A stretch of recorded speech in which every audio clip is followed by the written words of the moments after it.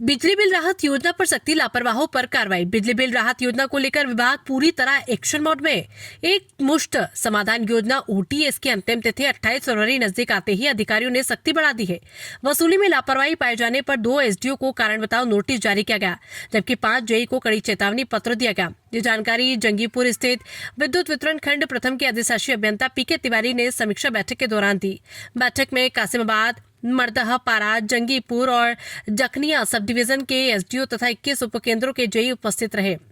अधिशासी अभियंता ने स्पष्ट किया है कि ओटीएस की अंतिम तिथि 28 फरवरी निर्धारित है, लेकिन राजस्व वसूली की रफ्तार संतोषजनक नहीं है। विशेष रूप से विद्युत चोरी के मामले में कम वसूली और नेवपेड उपभोक्ताओं की कम भागीदारी पर नाराजगी जताई गई। विभाग ने अब घर घर कॉम्बिंग अभियान चलाने का आदेश दिया।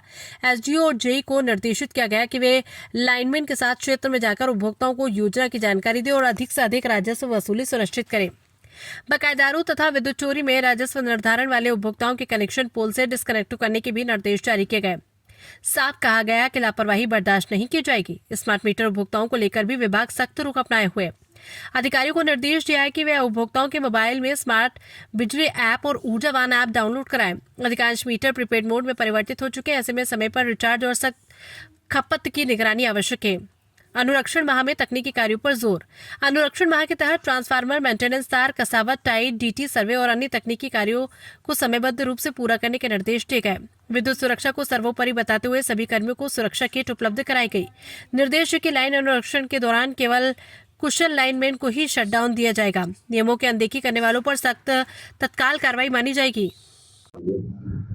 नमस्कार, मैं प्रवीण कुमार तिवारी, अधिशासी अभियंता विद्युत वितरण खंड प्रथम, जंगीपुर, गाजीपुर। सर, आज जो है अपने अधिवस्थ कर्मचारियों और अधिकारियों के साथ बैठक की है। क्या बैठक का उद्देश्य था, क्या दिशा निर्देश था? आज ओटीएस के क्रम में आज मैंने अपने सारे सब डिवीजन 5 सब डिवीजन के उपखंड अधिकारी, 21 बिजली घर के हमारे 13 अवर अभियंता और सभी सरकारी लाइनमैन को हमने समीक्षा बैठक की थी। इस समीक्षा बैठक में मुख्य मुद्दा था ओटीएस की प्रगति, विद्युत चोरी के प्रकरणों की प्रगति, विद्युत सुरक्षा से संबंधित दिशा निर्देश, गर्मी के आने के क्रम में जो अनुरक्षण माह चल रहा है उसकी तैयारी तथा जो डीटी सर्वे का कार्य तथा अन्य बिंदुओं पर हमने समीक्षा बैठक की।